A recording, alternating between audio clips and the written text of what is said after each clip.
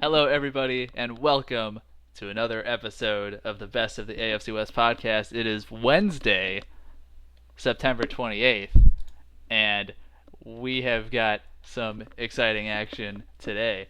I am host, Chiefs fan, Prather Silverthorn, and with me, as always, is Broncos fan, Chris Crouse. Go Broncos! Raiders fan, Tyler Stevens. Raiders! And Chargers fan, Sumanth Gollapudi. No charge, no. Aww. Well, speaking of no charge, no. I think it's time for a weekly segment called the Chargers Injury Report. Because we all know that this is going to be a weekly thing throughout the whole season. Probably.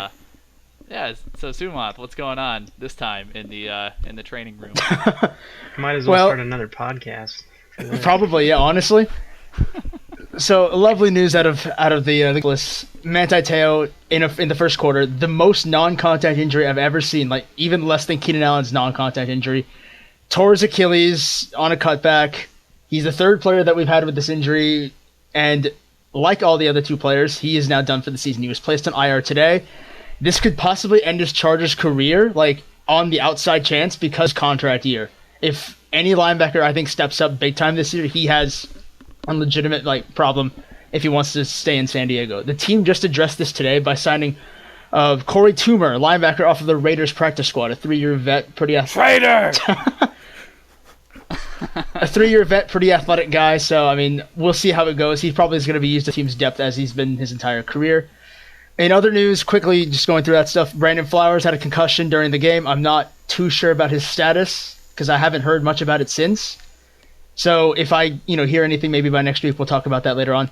King Dunlap did not play in the Indianapolis game due to an illness, and the last time he was ill and played in a game, he got a concussion. So that might be the team's and that's why Chris Hairston was in there instead, and maybe I'll get to that at some point during the game podcast. Jason Verrett and Denzel Perryman had minor injuries.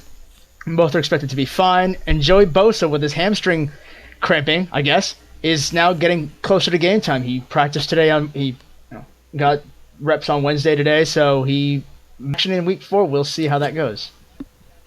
Yeah, pretty soon the Chargers are going to have to start Manti Te'o's girlfriend at linebacker. Well, don't you know she's the one who blindsided him? That's why his Achilles got torn. It wasn't non-contact, dude. Come on. True. Probably true. Actually. That's a legitimate thing, probably. The conspiracy theory is real. But yeah. Another edition of the Chargers. Yeah. Sorry, I'm done. All right, Marcel Reese got some news about him, Tyler. Yeah, so he was suspended 4 games at the end of last year for violating the substance abuse policy. He served 1 game at the end of last year and the first 3 of this year. And for a couple of years now, for getting the Pro Bowl nominations and everything, he's not really been the offensive weapon he once was, and he added to the drop issues this team has experienced over the past year.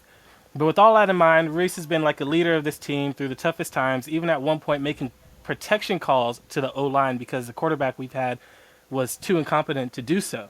The guy even wears an owl shirt under his pads for every game. He's like Mr. Raider through and through. So, we're looking forward to his leadership and that he brings to this team, not just offensively, but in all phases, because he's a true Raider. With that being said, breaking news, Marcel Reese has been released by the Raiders. Currently, Mark Davis and Richard McKenzie felt the backfield they currently sport is crowded enough, and they already have everything they want from a playmaker point of view in Jameis Olawale. So, in a statement to the league, Mark Davis said, "Today is a sad day for the Raider family and the entire Raider nation. My father once said that I would have a tough time running this organization because I was too close to the players, and that rings true today. Marcel Reese has been a pillar of this organization for 9 years and was the glue that held us together during the tough transition after my father's passing. He helped to put us on the upward path we are on today, and his leadership will be sorely missed. The motto, once a Raider, always a Raider, has never been more appropriate.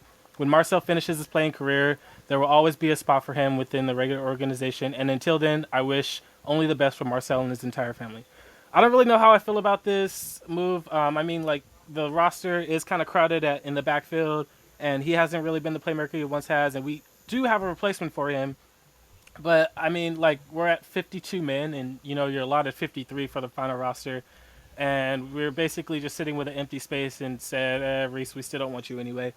I hope he goes to contender that we never play or just retires and joins the front office because, honestly, he's one of my favorite players we've ever had. Yeah, I mean, I'm personally a fan of Marcel Reese, so that was actually really surprising to me as well. So, I mean, all the best to him, regardless of what happens in his career. We'll see who the Raiders sign from the Chargers practice squad for in retaliation to fill up the roster. If you take Isaiah Burst, you God. Oh man, if you take Isaiah Burst, so help you God, I'm gonna be so pissed. I mean, you guys took our special teams thumper, so it's only fair, right? If you take Isaiah, so help you God. That's all I'm gonna say. All right. Well, we've got 4 games to cover since nobody had a bye week. Let's start with the Chiefs at Jets, or Chiefs against the Jets. The Chiefs were at home. Chiefs 24, Jets 3, and I predicted a 7 field goal performance from Cairo Santos, which that didn't quite happen. Instead, I got an 8 turnover performance from the Jets. So that was not expected at all. It really not a whole lot to talk about this game. If you force 8 turnovers, you're probably going to win, and that's exactly what happened. Ryan Fitzpatrick threw 6 interceptions. PFF, Pro Football Focus, that is handed out the worst single game grade they've ever done in about 10 years of grading for Ryan Fitzpatrick. I mean, he was absolutely brutal, and he made some throws he shouldn't have made, but it's not like he was Brian Hoyer and his throws were way off the mark. I mean, the Chiefs just had great coverage in the secondary all day. Marcus Peters intercepted 2 passes. That gives him 12 career interceptions in 19 career games, which is just ridiculous. He already has 4 on this season. He's a great cornerback. His ball hawking skills are one of the best in the league right now. Phillip Gaines struggled a little bit. We were worried about him trying to step up in place of Sean Smith, but second-year player Steven Nelson was actually a nice surprise. He played quite well in the secondary on Sunday, so keep an eye out on his development. And the offense struggled a little bit. 14 of our 24 points came directly off of defensive scores, so that means we only got 10 points off of the other 6 turnovers, which isn't quite cutting it. Alex Smith took a stupid sack on our first drive, which put us out of field goal range, and there was another drive that we got first and goal at the 3-yard line, and we just couldn't punch it in for a score or for a touchdown. We had to settle for a field goal. We're not going to be able to rely on 8 takeaways every week, so those are some things we got to clean up. But there were some flashes. We were able to move the ball. We just couldn't finish against a pretty good defense. So I think next week against the Steelers we'll look a lot better, and I'm actually excited about this team. If we get a pass rush when Justin Houston comes back, with our secondary playing better, I think we'll be. I think we can actually be a contender this year. Well, speaking of that pass rush, I saw an interesting stat where even with no pressure on him, Fitzpatrick had a passer rating of 10.5. That is like the most atrocious thing I've ever seen. I mean, at that point, you've got a question because there's no pressure. This is like under no pressure. Is it the defense making great plays, or is it just Fitzpatrick being like the worst quarterback? The other thing... okay. I mean, there's just no receivers open. I mean, if you... Eric Decker had a pretty impressive streak going of something like... It was double-digit games where he either had 80 yards or a touchdown. And today he only ended up with 1 reception for 31 yards. So, I mean, he and Ryan Fitzpatrick have an established chemistry, and he did nothing. And Brandon Marshall, 3 receptions for 27 yards. He also did nothing. I think they're both hurt. So, I mean... I think I remember hearing... Well, yeah. We know Marshall's hurt. Yeah, they were banged up going into the game a little bit, but, I mean, the coverage was really good. Mm-hmm. Mm-hmm. I mean, but like any starting quarterback is gonna find something, even in the greatest coverage. Yeah. Like that's just terrible. Like 10.5 with all data. Yeah, Tyler, let me like expand on that a little bit. How many passes did he attempt without pressure? I'm gonna look more into this. Quite a few. Well, I don't remember the exact percentage, but I saw somewhere that the Chiefs were among the lowest this week in percentage of opposing quarterback dropbacks that were pressured. I mean, we have no pass rush without Justin Houston. That's not a big secret. Okay. Why would you not pull him from the game at that point, though? It's like... I mean, but look who they have behind him. Well, there was this whole turmoil in the offseason, whether or not they were going to bring him back, and I don't know. I think the They front office overpaid just like wants crap to for prove. him. Yeah, I think the front office is just trying to stick to their guns and try to make it look like they made the right but decision. even Peyton Manning, Paying him we all that even money. pulled Peyton Manning last year to put in Brock Osweiler. Oh, I think they should have pulled him, but yeah, he was brutal.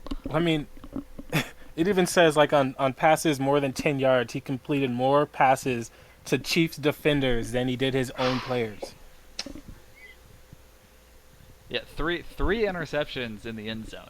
So that's No. definitely not good. Yeah, I remember hearing a stat that his the yards, the completions, and touchdowns for the opposing team were a lot higher than for his own team. That's not good. Yeah. The only For touchdown balls. Okay, was to it Derek says- Johnson. It was 37 dropbacks. He was unpressured, and he That's only had terrible. a 10.5 Okay, rating. that's terrible. Like a quarterback rating of 39.6 is just throwing incompletions. He had a yeah. He's throwing turnovers instead. turnovers. oh god. Okay. Yep. Well, anyway, thank you, Ryan Fitzpatrick, for the win. The Chiefs improved to 2-1 rather. Next game, the Raiders 17 and the Titans 10. Pretty not the most exciting game, but I'm sure Tyler is excited with the win. Actually, I wasn't too excited about the win. I saw some things that I liked. David Emerson quickly becoming one of the brightest spots in this defensive backfield. Last year, he had a big day against the Titans, and he did it again this year.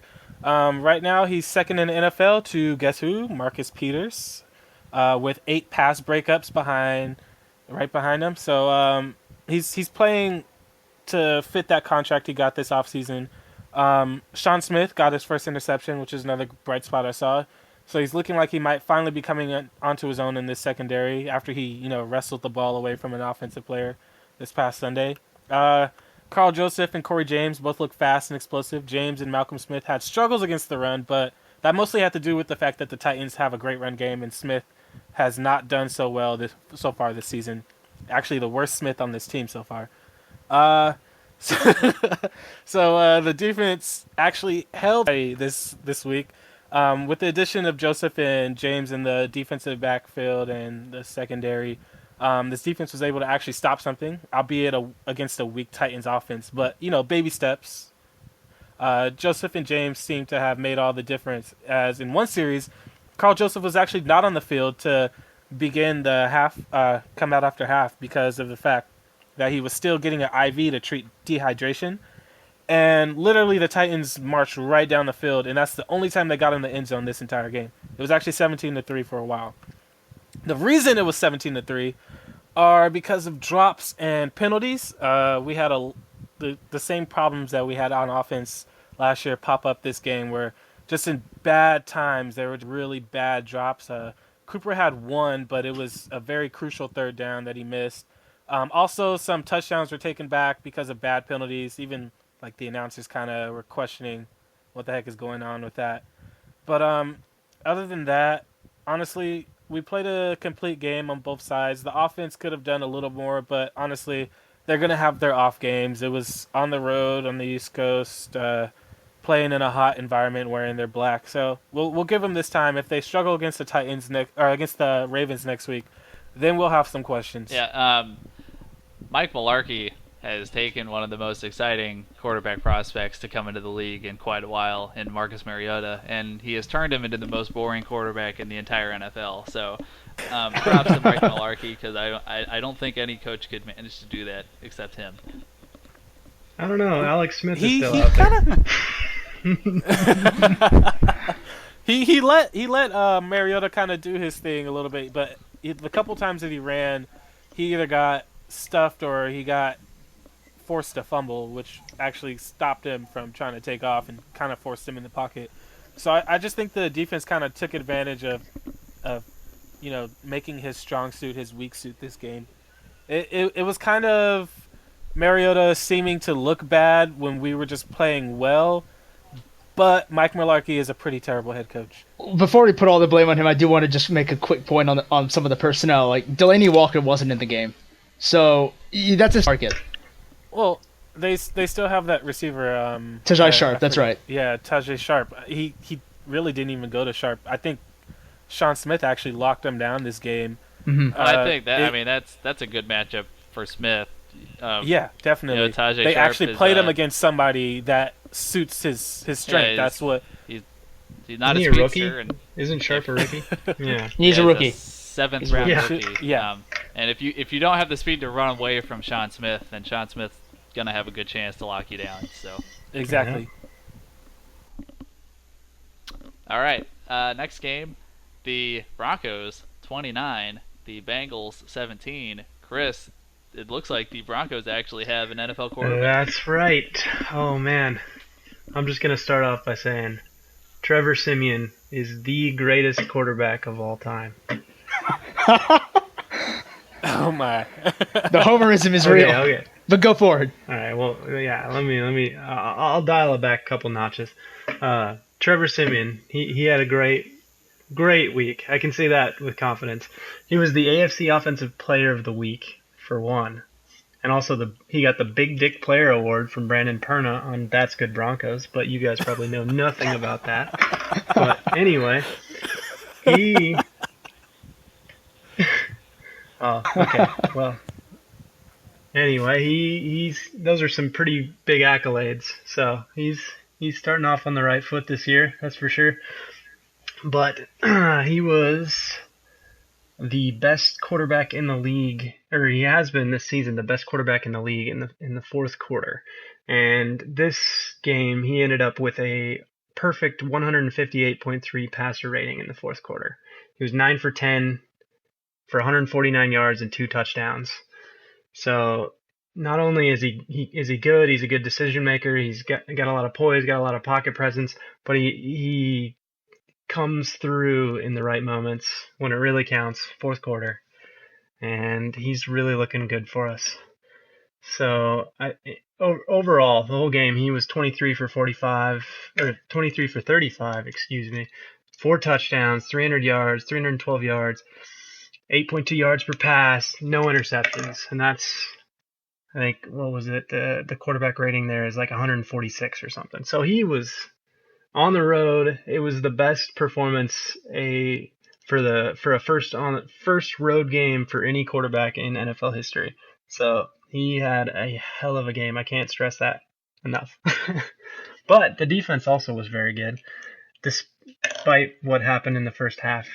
Cincinnati came out and they were running the ball with Jeremy Hill, and they look like a different offense because normally they're the high flying throw to AJ Green type offense. Gio Bernard over the top, he's basically a receiver, but they came out, they knew about our secondary, and you could tell they came out to run the ball, and that's what they did in the first half. Jeremy Hill had 100 yards, 2 touchdowns, and by the second half, Wade Phillips figured that out, and he was able to stop the run. And we did the same thing that they did to Trevor Siemian in the first half, is they stopped C.J. Anderson and were trying to force him to throw it deep.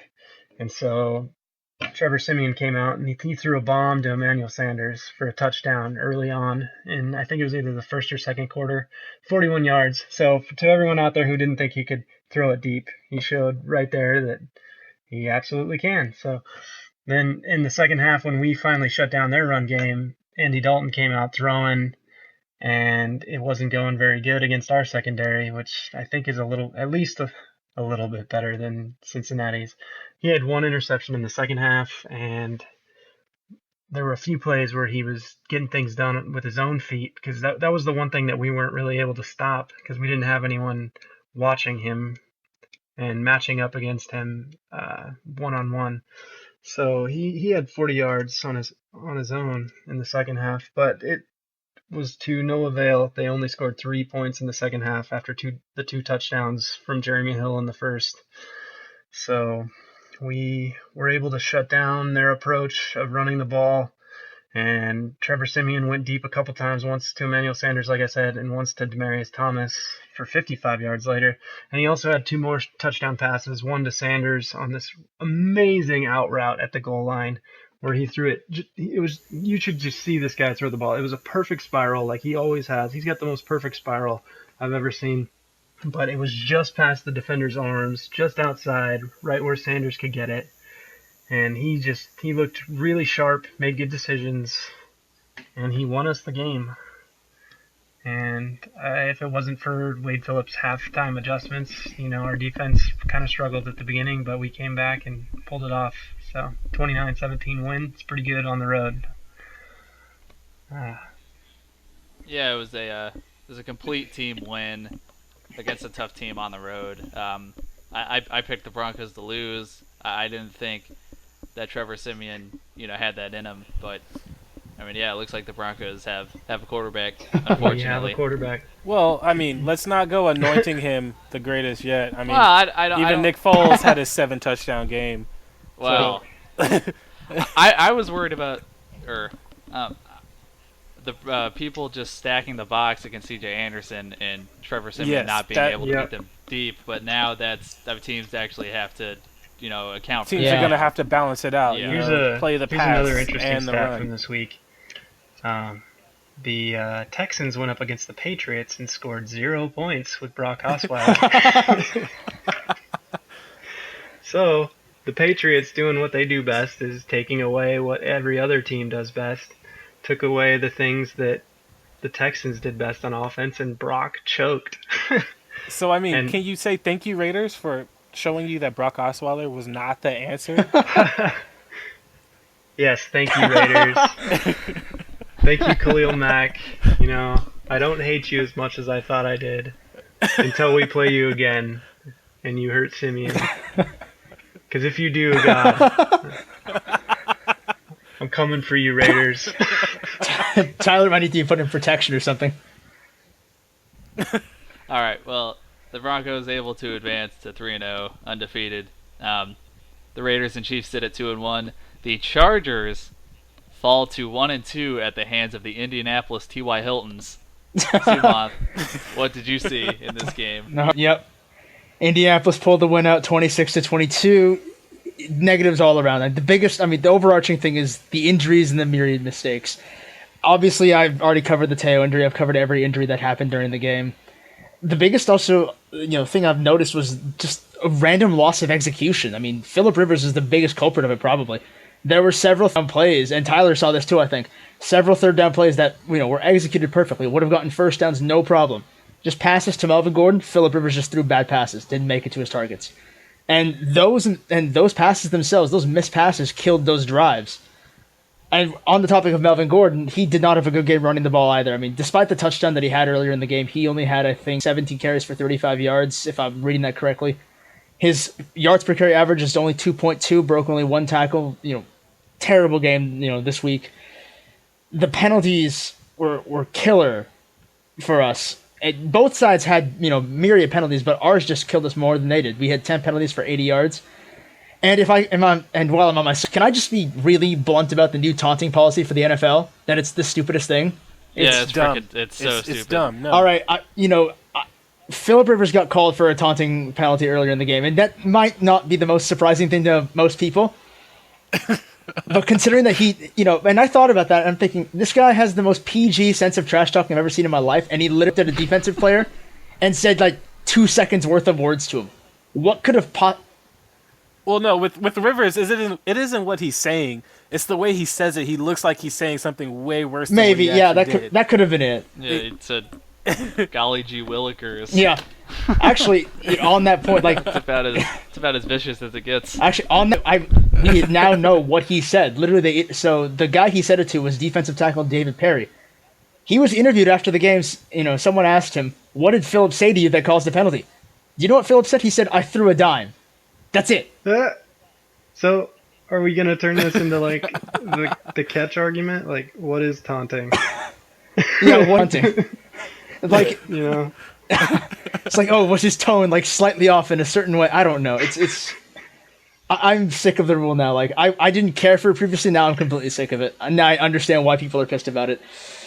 Going off on that, now leaving that to the side, the defense had some good plays overall, but on the most part, it was burned when it mattered. I mean, Jason Verrett, who is usually considered one of the better cornerbacks in the NFL, I said quarterbacks, but corners in the NFL, was absolutely mauled by T.Y. Hilton. 173 yards and a touchdown.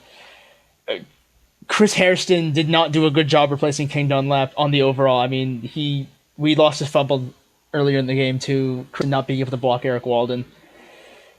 We did hold the Colts to under 100 yards rushing, but a lot of those runs came off of chunk plays from Frank Gore very early in the game, and that did not help us because that helped get us a touchdown, along with the leverage penalty in the field goal.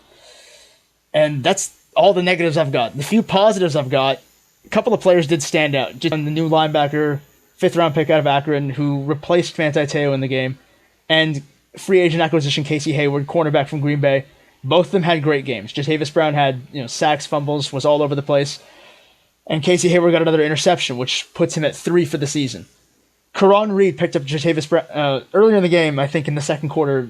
A number just came into Andrew Luck on a blitz, and Jatavis Brown punched the ball basically out of Andrew Luck's hands. And Karan Reed, the new defensive tackle acquisition from Detroit that I keep going on about because he's doing such a great job, basically had the return of his life. Took the ball up and heads up play, returned all the way for the end zone for a touchdown. And yeah, that 60 yard. It was a 61-yard return, and he's about 300 pounds, 6'2" or so, and he ran it all the way back, beating everyone, and it was impressive. Hunter Henry on the overall, he's replacing Antonio Gates for this game because Gates had injury issues, and minus the fumble at the end of the game, he did pretty well. I think it's 6 for about 70 or 80 yards, and really, that's not much else you could ask for him. He did a great job run blocking as well. So, I mean, the fumble is going to hurt him, and it's a rookie lesson that he should, take into consideration and really absorb. But other than that fumble, he did great. Play calling was actually pretty solid. As I said earlier, Phillip made very bad throws on very well-executed plays, and we were moving the ball.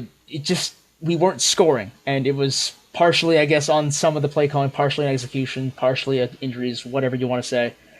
And probably the best positive I have from that game is that everyone on the team seemed to hold themselves accountable after the loss. There was no shifting blame anywhere. Even on social media, Brett was even talking about how he said he'd lost the game. No, all, Melvin Ingram and Jerry Atauchu and a number of players were saying, no, we lost the game. We, as a collective unit, did not do our job.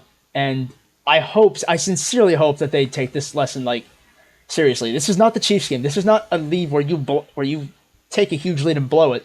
This is a game where you fought its capacity all 4 quarters, and you could not get it done, even though you should have. You saw how you could have done it, and you didn't do it. That's a different lesson than the Chiefs game, and I hope they take that into consideration going forward.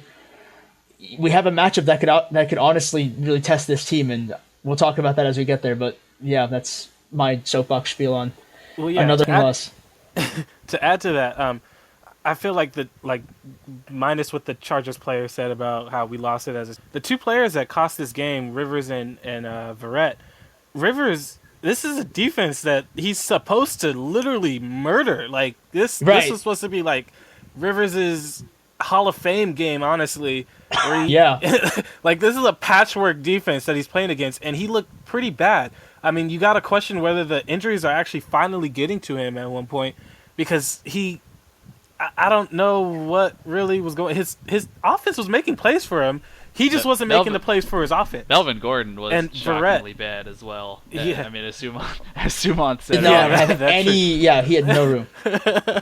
He had no room to run, and I just. Yeah, and for Verrett, I've been saying it for a while. I mean, I get downvotes on our NFL for saying it too. I feel like Verrett, he's a great corner. Every corner has their weakness. His speedy receivers. He's a fast guy, and you would think being the smaller fast guy, he'd be able to hang with those speedy ones. But you saw T.Y. Hilton was able to expose him. Even at TCU, the speedy receivers kind of gave him some trouble, but I mean, you gotta kind of help the dude out. Really, honestly. Yeah, I agree with that. There was no one really helped, no safety help over the top, and I've never really thought of it as a problem with him having, against speed receivers. There might be, and I should look into that. But at the end of the day, I mean, we can't change the plays at this point. Jason had a bad game. Phillip had a bad game. I don't think there's any problem with Phillip and the injury concerns. I think everyone just still needs some time to maybe gel at the most. I just think they had arms.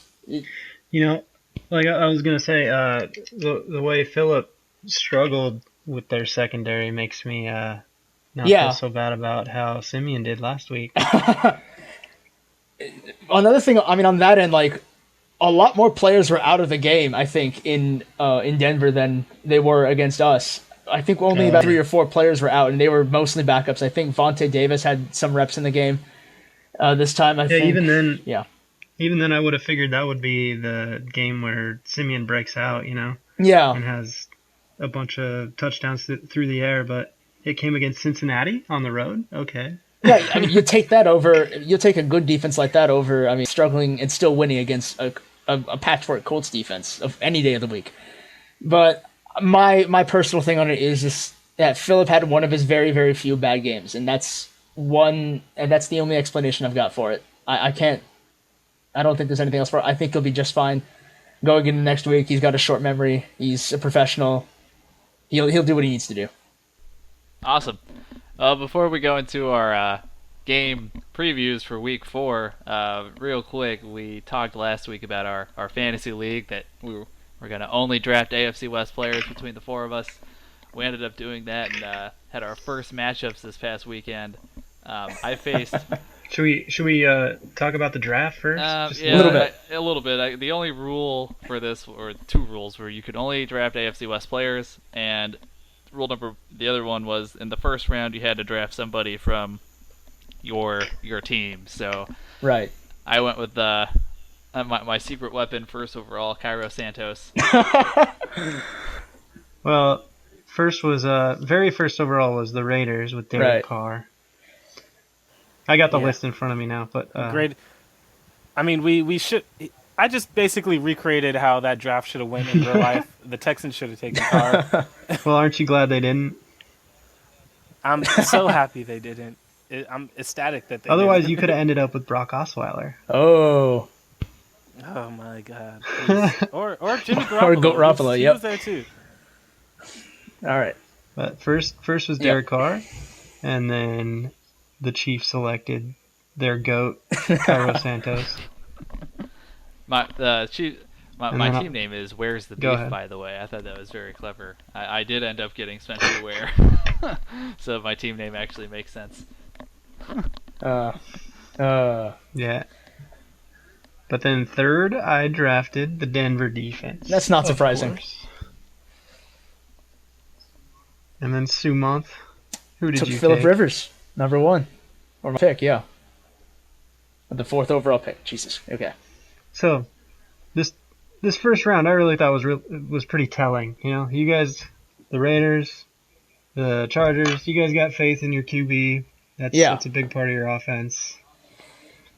Obviously, we have the Broncos. We have pretty high standards for our defense right now, even fantasy-wise. And Kansas City.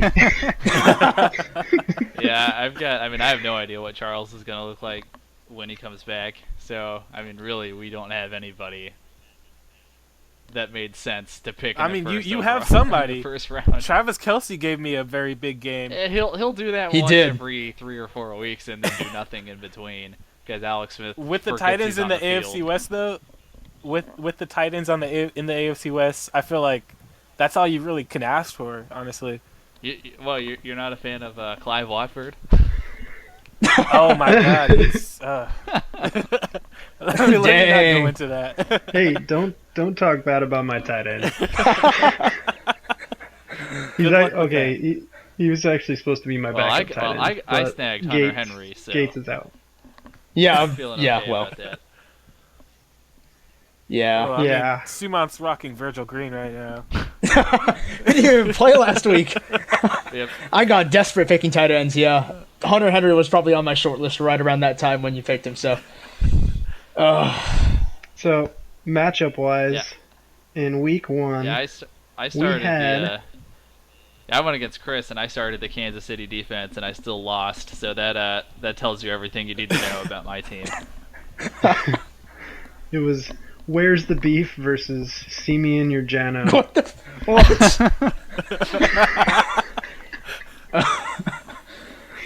Anyway, yeah. So you would think, with Trevor Simeon, I got him the 4th quarterback out of the league, the last quarterback drafted. You'd think, that'd be the worst choice, but then lo and behold, he goes up and puts 28 points up in the first week. Now I did something sneaky. I took Paxton Lynch later in the in the late rounds. So if Simeon got benched, which it's looking a lot less likely now after the Cincinnati game, but if Paxton Lynch wins the starting job, then Chris isn't going to have a quarterback. Yeah, I saw that sneaky move, and I was sad because you just don't have any faith, man. Simeon's gonna get it done After that week. I didn't have much faith after the game against Indianapolis, but I've got some faith now. I'm starting to believe. Glad we drafted before. Glad we drafted before that. Though. Anyway, I ended up winning that one. How'd your guys' matchup go? I have Josh Lambo from the Chargers, so I decided to go with the Chargers' best playmaker. I decided to go with my car's a Lambo as a name. And I pretty much won that match very handily. Yeah. Handily. I'm looking at the score right now. It's 91-61, basically. And the biggest difference there was basically the tight ends. Kelsey had a great game, had almost 18 points, and Virgil Green did not play at all. So I got nothing out of that. Yeah. And then, Josh Lambo putting up the game of his life. Yeah, 11 points. Versus Brandon McManus and his 5. Well, and then this was the 1 week that the Oakland defense is actually going to score points. So. Hey, it's the start of the Oakland defense scoring points. We'll see. Khalil Mack has to wake up first. Oh man. Oh, he doesn't really get started till week 6. We'll wait for then. Oh, see, that's his. That's not good. That's when we play you. Well, that's his wake up point. That is great. That's not good for me. I don't want to wake up a week. Can you push it back a week? A week. You'd have to ask him. All right. I don't Listen, know. I go to college in North. Apparently, though, the Chargers should have started Sean McGrath as their tight end instead of Virgil Green. Our blocking tight end. Dirty traitor, and he has a. Yes, that's right. Sean McGrath is the former chief. Yes, he has a fantastic 1.8 points of it. Yes, he does. Traitor and is not welcome in these parts. So what happened with Sean McGrath was, and this is a slight lesson for you guys. So Sean McGrath was a former chief, was a blocking tight end for them for the past couple of years. He retired, and then unretired, and then signed with San Diego this past offseason. He's a big jerk. That's what happened. He got his beard. That's the best part. He just didn't like Missouri. That's so far. It's very far-fetched. Jeez. It's very far-fetched, and he signed with us, and he is our blocking tight end. And now he's not even good enough to get away with it either. Favre is at least good enough to get away with it. His beard game, though. His beard game is on point. You have to look that up. No lie, look it up. It's close to Brett Kiesel levels, if you've ever seen... Oh, I was just looking at it. Yeah, it's good. Enormous. A good blocking tight end can be a good receiver. I mean, if you really need a swing option like that, he's a pretty good player to use. All right, who plays who next week? I haven't looked. I think I'm playing you next week. I'm going against the Broncos. Broncos. So I'm playing you. Okay. Yeah. Okay. Well, hopefully the Steelers don't poop all over the Chiefs' defense, because if they do, I'm not going to have any chance. Yeah, week 4. Okay, there's no AFC West matchups this week, right? So yeah. So correct. I've lined up the league so that every time we play in the real league, our teams will play in the fantasy league, except for the double stakes. Mm-hmm. Especially week 6 will be interesting. That's our what they call it, some sort of special week, a rivalry week, because that's the week where the Broncos play the Chargers and the Chiefs play the Raiders. So we have that set up, and that'll be fun. All right.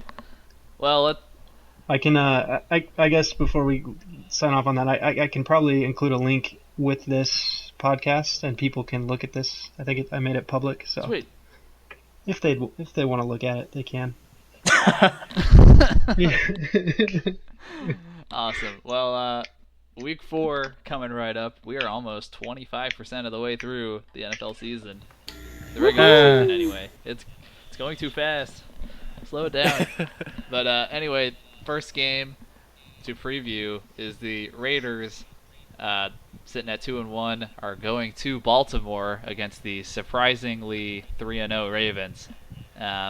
In the Sunday is it really game. surprising? Yeah, I think so. Who have they played though? It kind of makes sense that they're 3-0 at this point. You'd kind of be shocked if they weren't, honestly.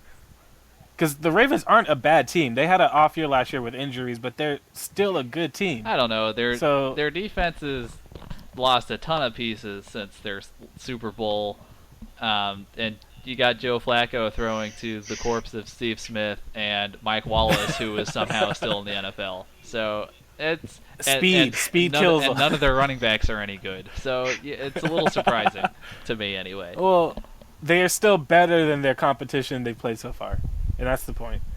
So I mean, while they haven't extremely exceeded expectations because they've all been close games, they have kind of met them or fallen slightly below them because of the fact that they still won those close games because they're still that veteran team led by Joe Flacco. He is Joe Cool. I mean, as much as you can take away from the dude, you can't take away from the fact that he's an elite quarterback. And I know everybody hates calling him that. He's an elite quarterback. It doesn't matter if he's thrown to a corpse and some speed demon who doesn't really do anything ever since he left the Steelers. He's still a good quarterback, and he can win those games for you. So, I mean, honestly, I always look for matchups. One thing is Osemele returning home. I mean, it's his first game back in Baltimore ever since he left this offseason. He's been a huge difference maker on this offense, and he's taken our run game from like one of the worst last year to one of the best this year. So I'm looking for his impact, and you can see that they miss him on that offense since their running game has not really been that great. And I'm honestly, their running backs aren't that great, but they still have always had a decent running game and something to kind of support Flacco. Another thing is it's like a true test matchup. Honestly, it's a good quarterback who's led his team to a 3-0 record. Honestly, they haven't played 3-0, but they are 3-0. You can't take wins away from teams in this league. And honestly, this is our best competition we've seen thus far, and we're probably their best competition they've seen thus far. So we'll see. It's basically a make or break game for the season. Honestly, the team that loses this game will probably not really do much the rest of the season unless something clicks.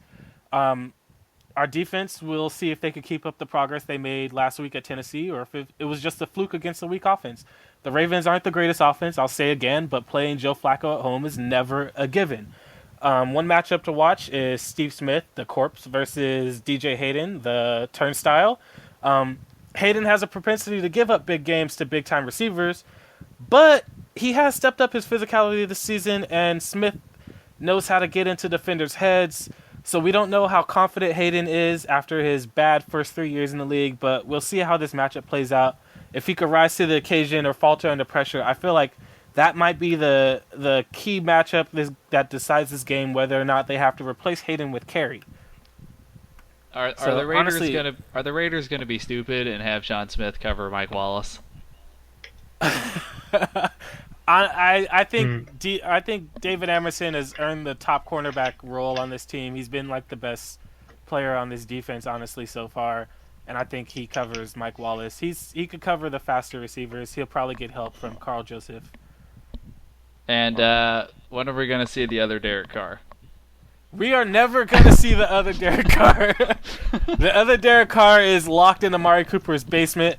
So if Amari Cooper gets injured again, maybe that Derek Carr is able to get out because nobody's watching him. But no, it's like I told you. It's when the Raiders face the Broncos. That's when Derek Carr is going to have his best game of the season. He's going to throw a Trevor Siemian game. You know, it's going to be like Siemian against the Bengals. It's going to be Carr against the Broncos. They're going to be like kind of weighing those two matchups against each other at the end of this season, like who did better against the better defense.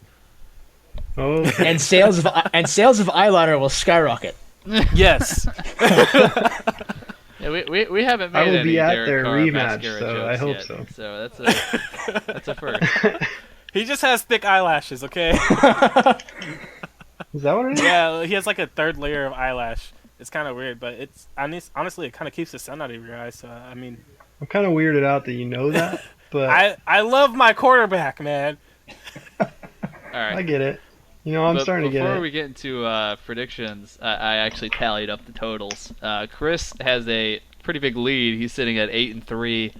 Sumanth is in second at 6-5, and Tyler and I are holding it down in last place at 5-6. So we're not too far not off. even But 500. I mean, like one week could literally just flip that. Yeah, exactly.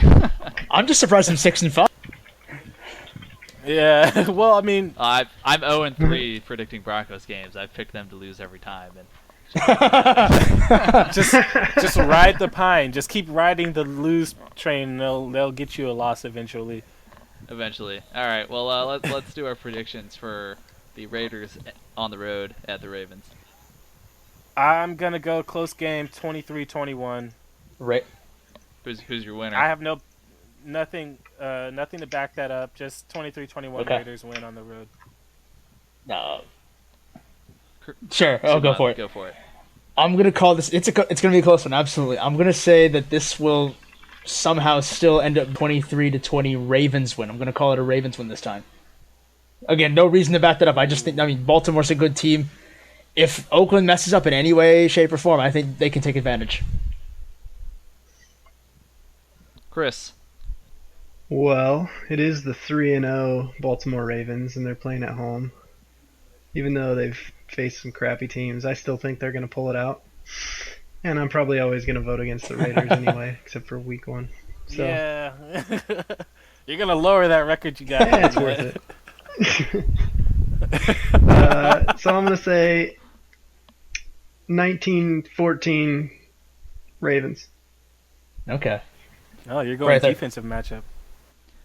I'm gonna go with the Raiders.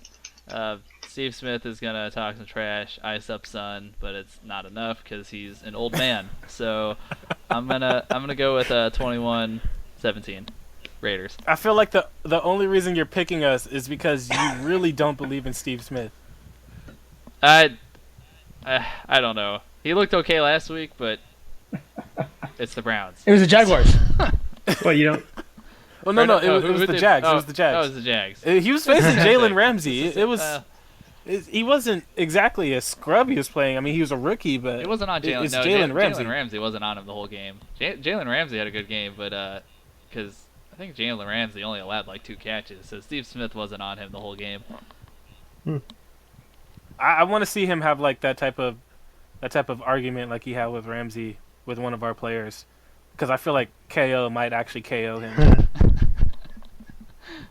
All right, next game: the Broncos on the road at the Tampa Bay Buccaneers, and up-and-coming superstar Jameis Winston. Yeah, we'll see after this week if he survives. Maybe. Ooh, yeah, throwing those punches early. No. Anyway, I'll be quick on this one. I think if we put on the same show we did in Cincinnati, we're gonna be even better off than we were this last week. So, I think we need to get our pass rush going. And without Ware, it'll be a little bit more of a problem. But Shane Ray did pretty good this last week, so he said this last week that he is elite and he wants to prove it, and that getting sacks isn't going to be an occasional thing. So if he can prove that, maybe he is elite. We'll see. We also need to get our running game going early, like we did against Cincinnati. If C.J. Anderson starts breaking off big runs early, I think we're going to be able to keep the ball, run out the clock, let our defense do the rest of the work. And I really don't think it'll be a huge game for Simeon, but I'm betting he's going to be a little more adventurous than he was the first 2 weeks, and he's probably going to throw a few deep balls, and that's going to keep the defense honest. So I don't think we'll have a problem on either side of the ball, except for Mike Evans. He's a wild card. We're gonna have to cover him.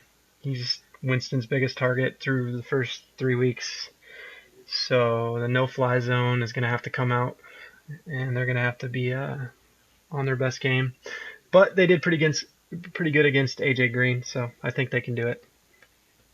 So that's my prediction or my overview for the game.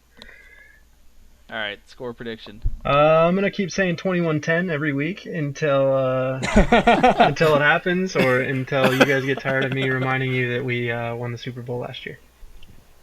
Well. All right. Well, I picked the Broncos to lose every week, and they've won. So I'm going to pick the Broncos to win in hopes that they lose. I'm going to go 24-14. Okay. All right. So I guess I'll take the buck on that one. I'm predicting a fluke game. I think it kind of gets weird when they go to Florida this year. I'm thinking Jameis Winston and Mike Evans are one of the few teams that actually find a weakness in this defense, and they put up a lot of points. I think they put up 30 plus points. I think when you're on the road, you need to pack your run game and pack your defense. I think the Broncos actually forget to pack their defense this game, but they bring the run game, and they run up the score with C.J. Anderson.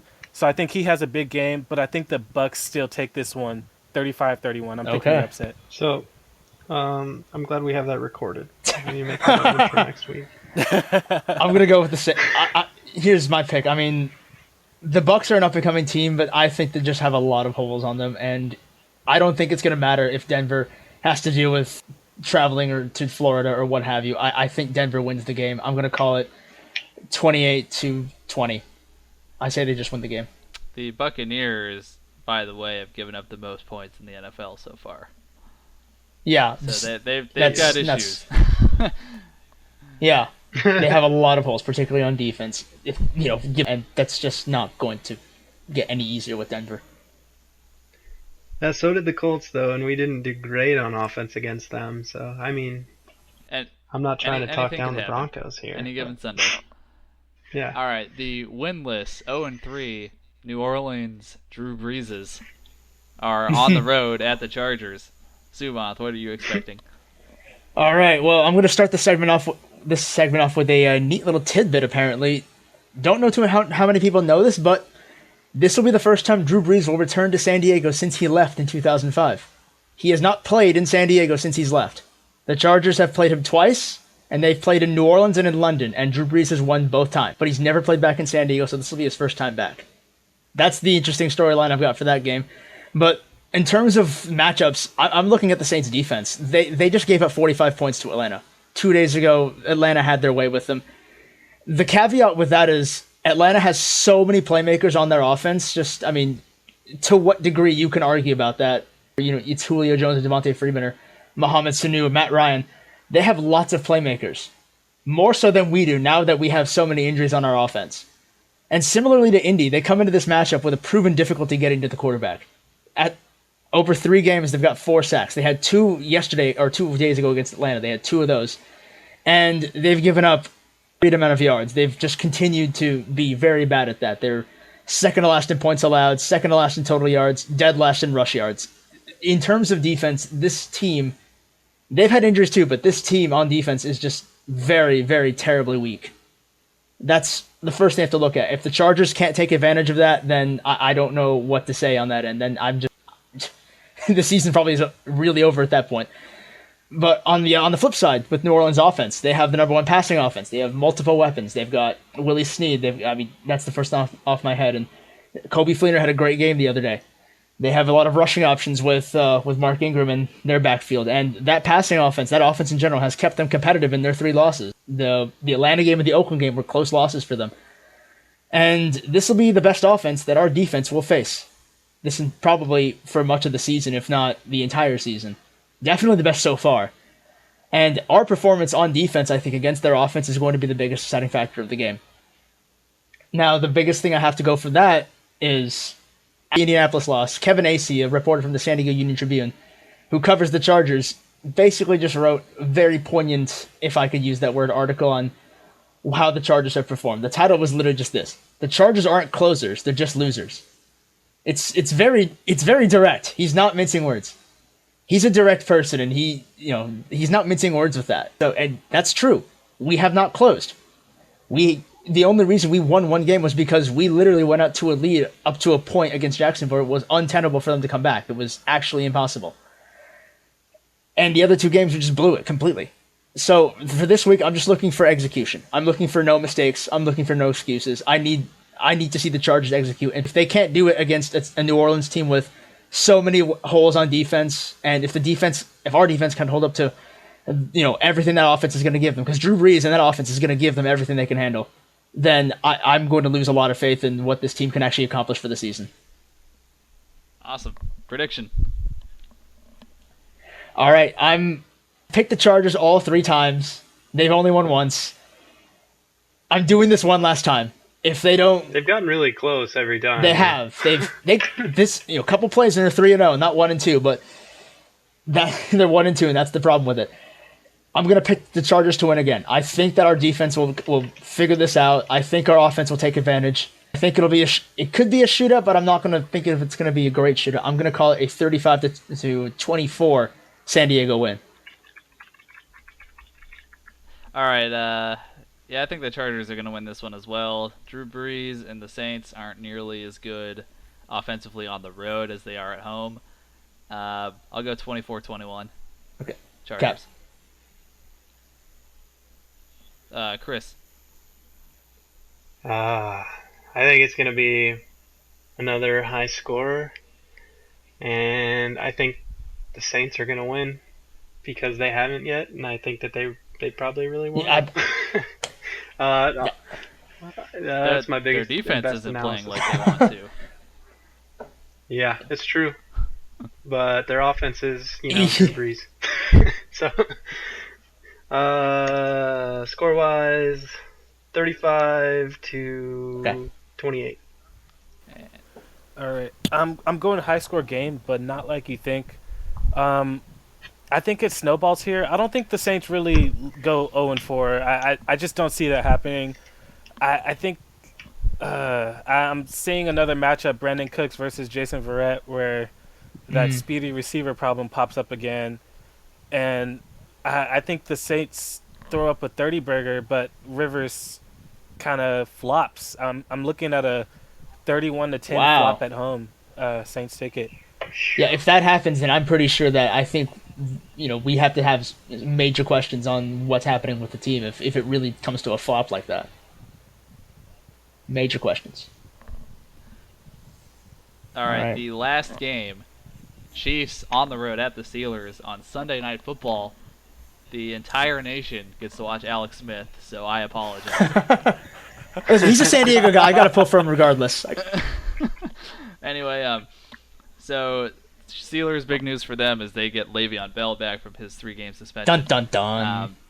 Yeah, that worries me a little bit, but the high octane offense that the Steelers are supposed to be, Ben Roethlisberger is not the same quarterback without Martavis Bryant. He doesn't have that guy that he can just lob up a 50-50 ball, because Ben Roethlisberger likes to do that from time to time. Eli Rogers and Marcus Wheaton and Sammy Coates are not nearly good enough to make the plays that Martavis Bryant can come up with. Antonio Brown is he's still going to get his yardage, but I think if we double cover him, we can at least corral him to not be too damaging. And the Steelers are also pretty beat up. They've got a lot of guys that that might not play. The biggest one, in my opinion, is Ryan Shazier, probably the fastest linebacker in the NFL. He's really rangy, can cover a lot of the field, and without him, I really think our running game can perform well. So it's going to be interesting to see our secondary against Ben Roethlisberger. He's a gunslinger. He likes to wing it, and trust his receivers to go make plays. And other than Antonio Brown, I don't think their receivers are good enough. So I actually think we match up fairly well this game, even though it's on the road. I think we take advantage of their injuries. I think our offense finally pieces it together, and I think we win 24-21. All right. Well, let me see. I'm thinking AB kind of embarrasses MP this game, and I think that's partly due to the fact that they'll be so busy trying to stop Le'Veon Bell from running all over him. I think this game comes to another flop from an AFC West team, albeit against a better Steelers team than a Saints team, but not as high scoring. I'm going to go 21-3 Steelers taking. Well, Cairo Santos gets on the board in that scenario, so not all is lost. Yeah, regardless. Yeah, I think that's a given, right? All right, Chris. Oh man, this one was hard in my head.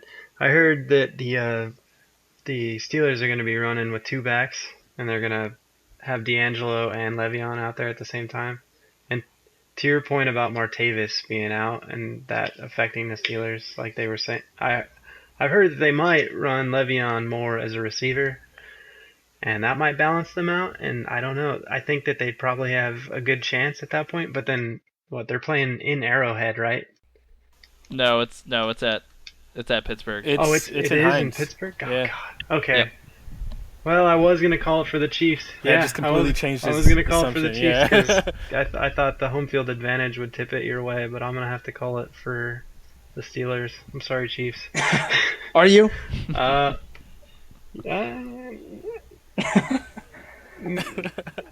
You could be Pass. honest. That's the valid answer. I'm going to say 33-27 Steelers. Oh, high score. You think the Chiefs defense or offense, sorry, I kind of got them confused after last week. You think the Chiefs offense actually scores that many points? I think it's going to be mostly field goals. But Prather's best day. I'm okay with this.